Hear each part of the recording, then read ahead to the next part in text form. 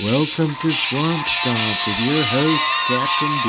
Lucas, with special guest, legendary actor, author, boxer, Jack O'Halloran.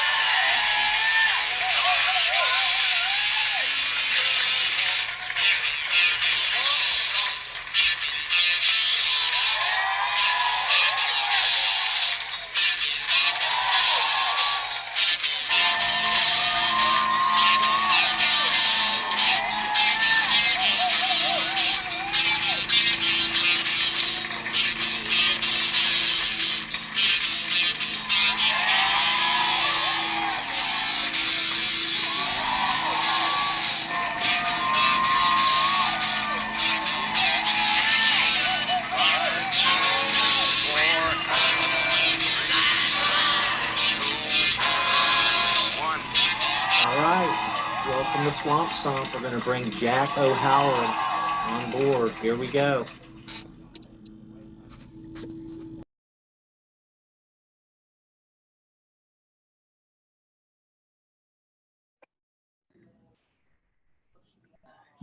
Is that your real beer?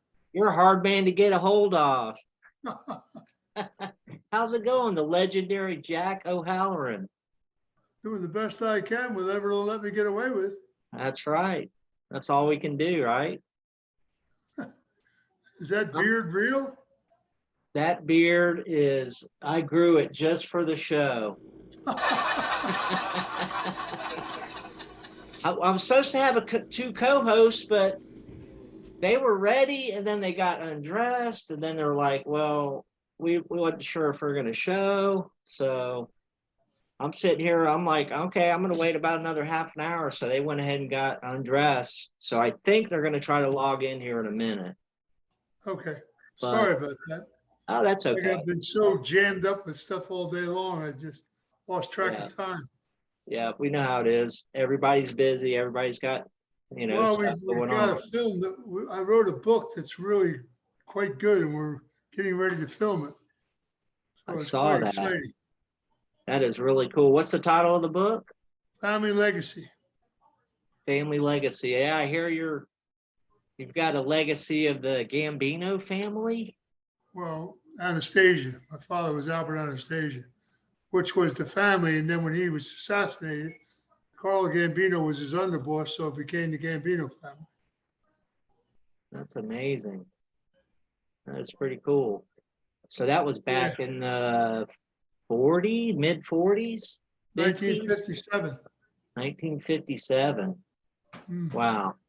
He wouldn't go in the drug business. When they did The Godfather and Brando was approached to go in the drug business, and he said, if we touch it, our children will touch it. It'll be the downfall of families. That's what my father said. My father controlled all the ports. So he said, you're not bringing that shit in on my watch. Right. They assassinated him, and then they tried to kill Frank Costello. But they missed. They didn't kill him, but they caused him to retire. Yeah. That's a pretty tough business back in those days. Costello had the biggest political book in the country, and he told them, he said, the politicians and everybody will tolerate a lot of things that we do, but they will not tolerate the drug business. Yeah, that's true, because it ruins lives. Well, it's a greedy move, Yeah. Sure is. Speaking of that, you've had an amazing boxing career with 74 fights or so. 79 altogether. 79. That's a pretty good career right there. Fought Joe Frazier, George Foreman, Ken Norton. Frazier wouldn't fight me. He wouldn't fight you? No. We were from the same city, Philadelphia. I knew Joe all his life. They wouldn't. In fact, I was supposed to. They called me up to do a fight in Houston, Texas, with a kid named Terry Daniels, who was ranked number 4 in the world, and because they were looking for a white guy to fight Frazier. So I went down, I beat Daniels. They stopped him in the third round. I beat him bad. So Nice. I was going back to Philly on the plane with Yank Durham, and he said, if you fight one more good fighter, you can have the Frazier fight.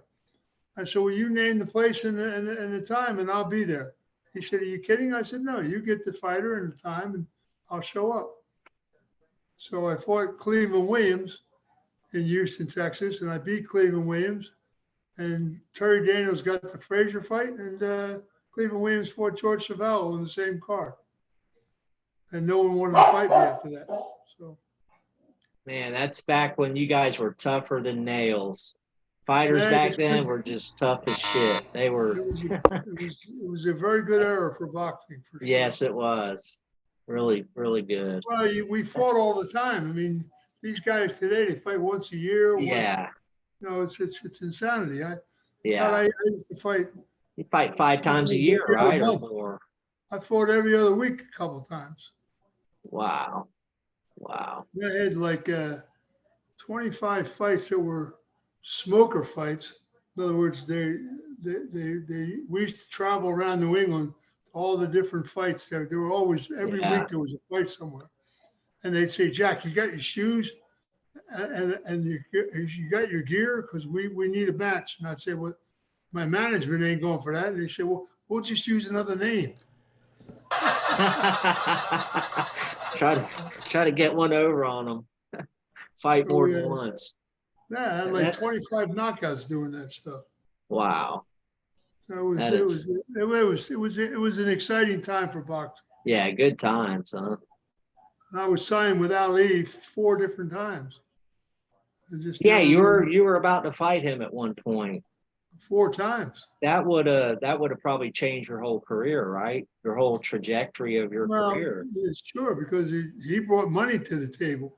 Oh yeah. Ali it was like Joe Namath brought money to the football field. Yeah, he's a big draw. Ali brought money to the boxing ring.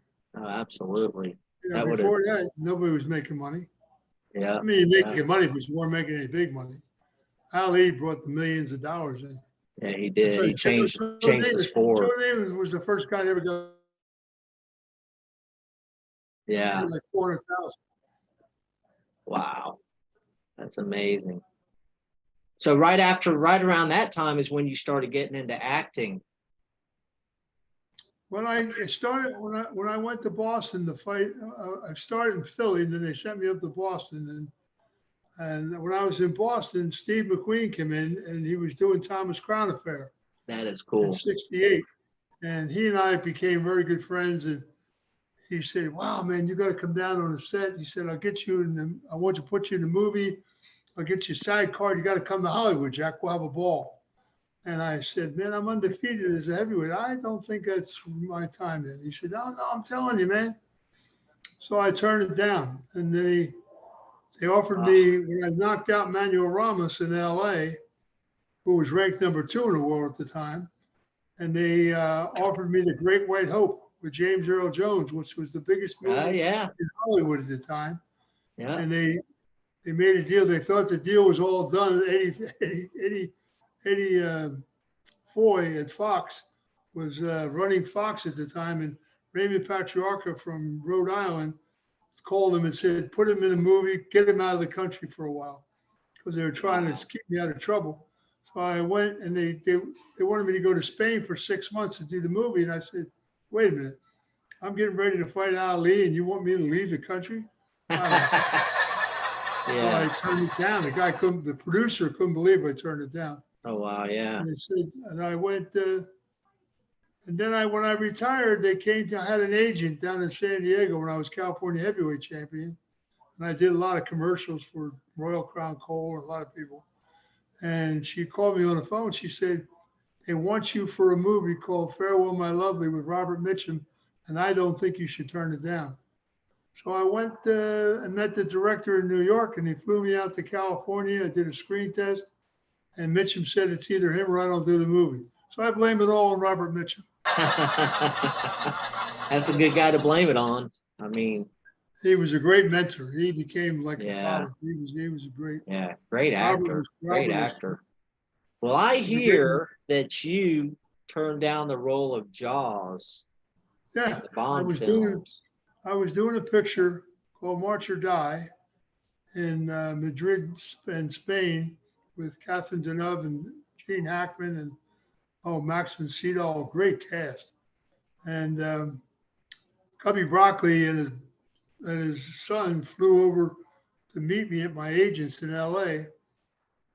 And I was sitting around the corner having lunch with Mitch, and it was his birthday. I was getting him shit faced. I said, I got to go around the corner to my agent's office. Cubby Broccoli's around there waiting for me. He said, for what? I said, they want me to do the Bond movie. He said, did you read the script? I said, yeah. He said, you like it? I said, no. He said, then tell them to go to hell. So I went around the corner and I had a very nice conversation. I told him, I said, thank you for coming, but I'm already into a movie down in, getting ready to go to Spain and do this movie. And my agent, I said, if you talk to my agent, if he can get me out of the other movie, maybe we can do something, but Yeah. thanks, but, have a nice day. And I left. And I can't And picture you with braces anyhow. So well, it was the best move because yeah. when I was down doing March or Die, they came to us to do Superman. Hackman and I were flown up to London to meet Donner for Superman. Yeah. And Superman was a much better deal. Oh yeah. That's an iconic role right there. But I must say, my favorite role of yours is Emil Muzz in Dragnet. Dragnet. That is great. Dragnet was I a good love movie. that. Yeah. Danny Aykroyd and Tom Hanks. That was Tom Hanks' breakout movie. Yeah, I was gonna say, what was it like working with him and Dan Aykroyd? Oh, it That was had to have been fun. pretty cool. Danny was great. Danny was Yeah, he's a good actor. He was a funny guy. And yeah, he he played the is. role really well. I mean, he was Jack Webb, boy. It was to the max. Yeah, But he was like this. it worked out good. We had a lot of fun doing it. You could watch that movie 50 times and you still wouldn't get all the one-liners that Exactly. Andy Ackroyd shot out. Yeah, that lady that played your mom was it cracked me up too. She was in Throw from Mama from the Train. I forget her name. Oh, you're talking about the character? She was my landlady. Oh, landlady. Yeah, Yeah, not she your was mom, my your landlady. landlady. That's right. She was my landlady. She had a Yeah, mouth there was a on lot of good her. actors. There were a lot of good actors in that. Christopher Plummer was in it. It was good. Yeah, it was. It was a who's who for sure. We had a lot of fun. That was yeah, that was my favorite role. I really like that. But I mean, probably the one you're most known for would be Mon and Superman, I guess. Yeah, Superman non 1 and 2. Farewell, My Lover is a great picture. Yeah, If you ever get a chance to see it, you should. It's a really good movie. yeah, yeah. You've been how many movies have you been in total? Oh God, I don't know. I never count them. I did Baltimore Bullet, Hero and the Terror with Chuck Norris, Baltimore Bullet with Coburn and Omar Sharif, Dragnet, Farewell, King Kong with Jessica and Jeff Bridges. And I've done a lot of little films here and there for friends of mine. Right, right. Yeah, King Kong, that's definitely my favorite King Kong is the 76. I tell you, That we was had a a great great cast. movie. We had a great cast. We had a great script. We just had a shitty director. Who The was director, that was John Gillerman. okay. John Yeah, it was, Gillerman. And it was sad because it was a great script, boy. And he just I don't know. I think the movie turned out okay. You don't like how it turned you out? couldn't help but turn out okay because it's De Laurentiis. You understand? Yeah, But it could have true. been better.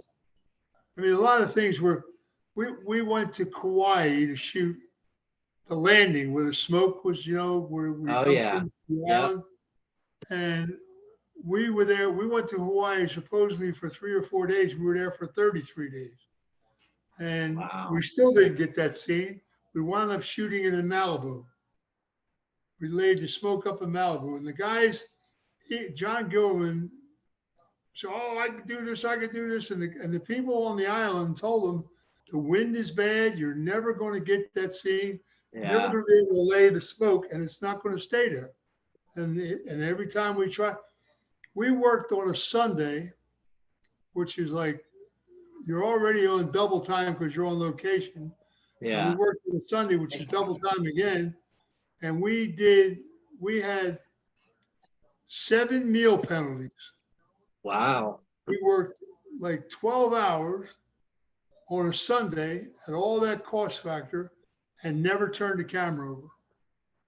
That's crazy. Yeah, tell me That's about it. that's a long day too. It was a long day and spent a lot of money, and we Oh never yeah, turned lots of the camera money over. for nothing. Didn't get anything Yeah, out of it. nothing. Wow. That's crazy. Well, I was prepared to have my co-hosts, go back and forth with some questions and stuff, but you know what I've got for you? I've got the Wheel of Fun. This is this is something we do with all our guests. It's called the Wheel of Fun, and I think it's that time. Are you ready for the Wheel of Fun, Mr. I'm Jack ready for the wheel of O'Halloran, fun. legendary boxer and actor? Are you ready? I'm ready.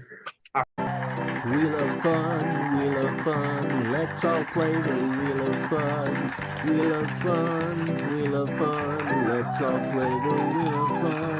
Wheel of fun, wheel of fun, yeah. Now, these are questions only the Wheel of Fun can ask. All right, here we go. Okay. All right. It's a pretty good one. Your favorite Superman, Christopher Reeves, George Reeves, or Dean Cain? Oh, nobody will do Superman like Christopher did. Nobody will do Clark Kent Superman, Yeah. and that's Richard Donner. Richard Donner got the performance from. I mean, Yeah. Christopher never did anything prior to Superman. The casting was brilliant. It Oh, was brilliant. Yeah. Donner, that's Richard Donner. Donner was.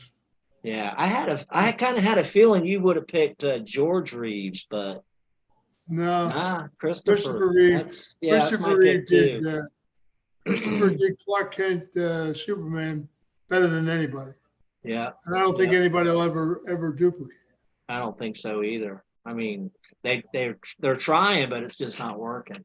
Well, we're trying to get a film done where we want to bring Christopher back in hologram. Wow, yeah, that would be amazing. No, we got a great storyline and everything to bring Christopher and the Wow. 3 villains back.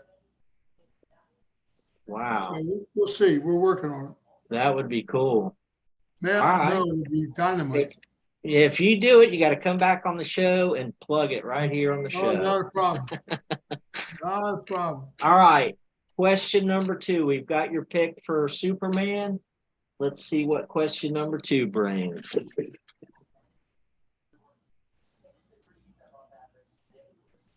Oh, okay, this is a goodie. What was there a role that you feel like maybe you should have got, or one that maybe you feel like you shouldn't have taken? I've only done films that I wanted to do. And there's Yeah. one film that I wanted to do, 2 films actually. One was with Clint Eastwood, Oh, and I was just doing something else, and it was sad because I would have liked to work with Clint. yeah. And the other one was The Longest Yard Oh, with, yeah. with And Burt Reynolds. Burt Reynolds. Yeah. And Yeah. I was doing another film where I would have done that. Oh man, that would have been a good Well, one there. Richard, I turned down I turned down 6 movies, and Richard Kiel did them all. That made his career. He was the cleanup crew for the roles that you turned down. Well, he did the Bond movie. Then he did, and then there was a picture. It was a picture that I could have done and I should have done because we had like 6 weeks off in the middle of King Kong because they had to go to New York to shoot stuff in New York, and Yeah. there was a film that with Richard Pryor and Gene Wilder, Silver Streak. Okay. Yeah. And Yeah. they wanted me to do that really badly. They came to me, Paramount came to me, boy, and I should have done it. I should have went up and did it. And that's because Yeah, I that's a loved the good look movie. of Wilder. Wilder. I knew Pryor. Pryor's crazy. Yeah, yeah. It would have been a lot of fun. That's the one where they're on the train, right? Yeah. Yeah, that was Silver a good Spoon. movie. Yeah. Ah, that would have been a good Richard one. Kiel did that one. Yeah. All the stuff I turned down, he wound up doing. Okay. All right. So, hey, let's go for number 3. Since you answered that so well, we're going to give you a bonus spin. How about that? Oh, what is your favorite classic monster and why? Wow. Because you know the great Riku Browning just passed away 3 days ago. He was the last of the Universal creatures, Riku Browning. He was the tell you, creature from the Black Lagoon. I thought they did the Kong well. I really thought they did King Kong well. I mean, the guy did it in a suit. They only had the whole thing together once at the very end of the movie.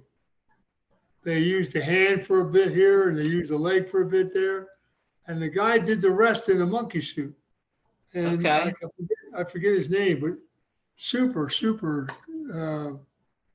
Wow, I didn't know that was done like that. I thought it was Oh yeah.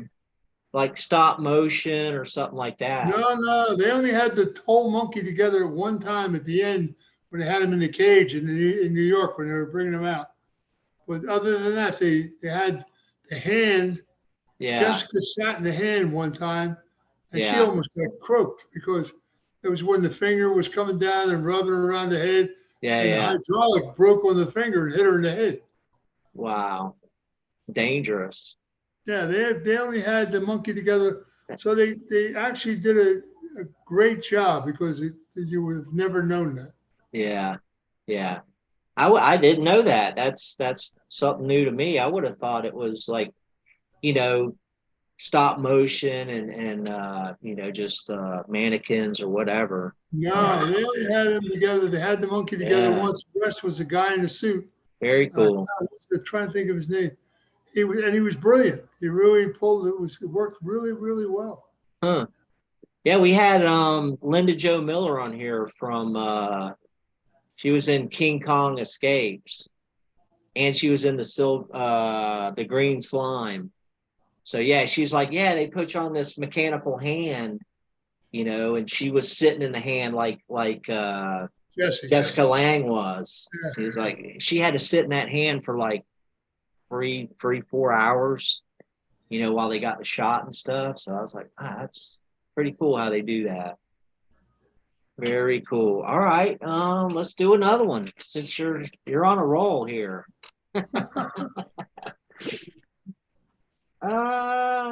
I knew this was gonna come up.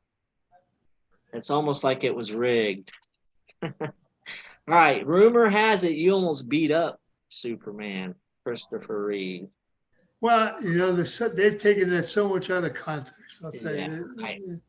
Well, I had a restaurant in London, Italian restaurant called San Lorenzo that I used to eat at, and it became a paparazzi place. It's a great restaurant. So a lot of the cast and everybody used to go in there, and I said, it's great. You guys got to try it. And once they went, they kept going back. And Christopher was in there one night talking about me and my father and New York and the mafia and all that stuff. Yeah. And the owner of the restaurant was a dear friend, and he called me on the phone. He said, Jack, he said, how well do you know this kid, Christopher Reeve? I said, well, we're just working together. I said, why? He said, well, he's in here talking about things I don't think he should be talking about. And I said, wow, man. And he told me. So the next morning we went to work, and I grabbed Christopher, and we went into a private room and had a little conversation. And I told him, I said, how well do you know me, son? He said, well, no, I just from working in the stores, I hear about you and all that. I said, well, what gives you the right to go into a restaurant? Well, I said, let me tell you something. Next time you mention my name, say Mr. And you ever talk about my family again, your career's over. And I said, we have an understanding here? He said, oh, yeah, yeah. So as soon as we get out of the room and we're out in the hallway and there's a bunch of people, all of a sudden he becomes Superman. You can't talk to me that way. You can't. I said, what? So I grabbed him Wow. and I threw him against the wall. And I was just getting ready to smack him. And Richard Donner jumped in my ear and he said, not in the face, Jack, not in the face. And that's what I did. I laughed and I just dropped him on the floor. Oh, And I said, no. you got a great pass. And then we just finished That, working. We worked together for 3 years. So, yeah.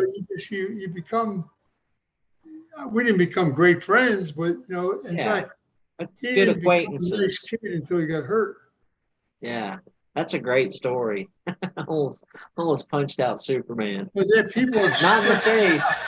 oh my God, you beat up Superman. No, I know, right? You would have had to put the cape on after that. Well, yeah. When was that movie? In 78? Was I it? like the role I had, let me tell you. Yeah. 78. All right. You know what? I'm just gonna randomly pick one because I can do that. I'm the captain. I'm the captain of this ship. So, you're gonna love this. I don't know how well you can do William Shatner, but give me one of your favorite lines from one of your movies in your best William Shatner voice. Like, you would do it like that. Wow. We always do this to the guests and it stumps them. Okay. Okay, I did a scene in Dragnet where I'm being interrogated by Aykroyd and Hanks. Emil. Yeah, and they said something to me, and they said, what would you like? And I said, what was it? Wait a minute. Chewing gum, Snickers bar, and my lawyer badge. Yes. All right. William Shatner would be proud of that. That was pretty good. Done by my favorite character, Emil Muzz. Ladies and gentlemen. That was great. Let's see. That says move back 2 spaces. Oh. Other than me, who would you like to knock out? It would have been a lot of fun. It would have been a lot of fun, Ali and I fighting. Yeah. Would have been When I wrote that question, I thought, I bet he's gonna pick. I had just fought Alvin Blue Lewis, who went 13 rounds with Ali in Ireland, and then he came home and he beat Ernie Terrell and he beat another good fighter. So they called me on the phone in California and they said, you want to fight Alvin Blue Lewis? I said, when? They said, tomorrow, next week. I said, send me a ticket. And I gave him a terrible beating. And after I beat him in Detroit, I went up to the gallery's camp. And I said, time for us to get it up, because we were good friends. I said, time to get it on there, sunshine. So we went into a locker room. All the press was up there because he was at camp. And so we went into a locker room and locked the door. And we're kicking the door and beating it with our arm and screaming and shouting. And people thought we were in there killing each other. And then we opened the door and both of us come out laughing. And that's Ali kind of humor, you know what I mean? So we're sitting down to have dinner. And he said to me, if I give you a title shot, are you really going to try and beat me? I said, let me tell you something. For the first time in my career, I'm going to go to camp for 6 weeks like you do. And I'm going to train for 6 weeks at a camp. And cut myself off the streets and everything. And when you come in the ring, son, bring a gun with you because you're going to need it. And he said, 2 steaks, please. That would have been the modern day Rocky story right there. That was my life, Rocky. I was the gangster fighter from Philadelphia. Rocky, he came out to do Farewell, My Lovely. He did a bit role in Farewell, My Lovely. And he picked my brain every day about boxing. And he knew squat diddly. He was writing the script, Rocky. And he he never really, he didn't, I told him about the waterfront and Hoffa and I, and a lot of Wow. stories I gave him. And he incorporated all that into the story of Rocky. That is cool. That's a little tidbit I didn't know that. Well, it's like he did, you see, like he was breaking the eggs in the morning with it. Well, And drinking the. well, I've been doing that for 40 years. I told him about that. I said I used to roll eggs every morning, but I used to put the shells and everything in the blender and whip them up and pop it. Holy crap, the shells and all? Oh yeah, because the vitamins are actually in the shell. Yeah. And I remember when there was a salmonella scare in the Philadelphia area, and I went to a doctor and I said, I eat all these raw eggs, man. Do I have a problem? He said, you do what? I said, well, I eat 6 to dozen raw eggs every day of my life. He said, listen, if we have a salmonella scare here, we want your blood. Because you'll be immune to it. Excuse me. Yeah. Bless you. You're immune to it. He said, we want your blood for a serum. Yeah, you will be immune to it. Be able to sell that. That's too funny.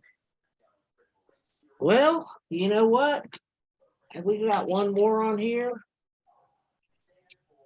I don't know. I don't know too much Shakespeare, but hey, do you know recite any line from Shakespeare? Out, damn Spot. I haven't heard that one. I'll tell you a funny story about Shakespeare. Brando and I we became very good friends. And I went down to watch him work one day, and he's standing up on the set. And Brando had cue cards everywhere. I mean, they were everywhere. And he was doing a shot, and the cinematographer said, "Hold it! Well, we got a problem with the camera. We'll have to come back later and do this." And Brando said, "No, you're not. I'm here now. You fix that camera." And he said, "I'm turning around. When you got it fixed, tell me, and I'll turn back into the shot." So they fixed whatever the problem was with the camera. And he turned around and he finished the shot. And he came down off the stage. And I said to him, I guess people are afraid to ask you, what's the deal with the cue cards, man? Are you that bored with the business that you know? No. He said, Jack, I started that on the Bounty. He said, I didn't want the camera to think that I studied the script. I wanted to make it look like I was picking the words out of the air. And I looked at him and I said, you are so foolish. And then he sat there and he laughed and he sat there and he said, he was a great Shakespearean actor. So he ripped off like 4 or 5 parables of Shakespeare. And he said to me, that you must know word for word. This stuff, piece of cake. Oh, wow. That is so he never even bothered to learn his lines. He just had it all. He probably read through them, but he wanted it fresh on a cue card. He had cue cards everywhere. I mean, he had stickers on people's heads. Brando. Oh my God, he was funny. He was great. That's too funny. Wow. Yeah, we had a lot of fun working with him. I enjoyed him. I bet. Well, hey man, I'd love to get you back on the show again sometime when I have my other co-hosts and we'll do the full show. Yeah, I'm sorry. Whenever you're available, that's it is what it is. Everybody's busy, but just give me a heads up. Give me a heads up. No doubt. But this show here is going to air Saturday night at 7 p.m. on my Captain D page, Captain D TV, probably my personal page, Kilted Creature. It'll be on probably 4 or 5 pages, and then I'm going to share it to a bunch of groups. Well, I hope you get a great response from it. Yeah, me too. I really appreciate you being on the show. It's my I had pleasure. a blast talking to you. Learned so much tonight. Yeah, we had. I've done some pretty good films. I've enjoyed myself, and I'm getting ready to do a few more. So I know I can't wait to see them. You're a great character actor, and just Emil Muzz is just my all-time favorite. He's amazing. That is great. But thanks again, Jack, for being on the show. It's my pleasure. Yeah. Listen, have a great day. Appreciate it. Take care. All right, Captain. See ya.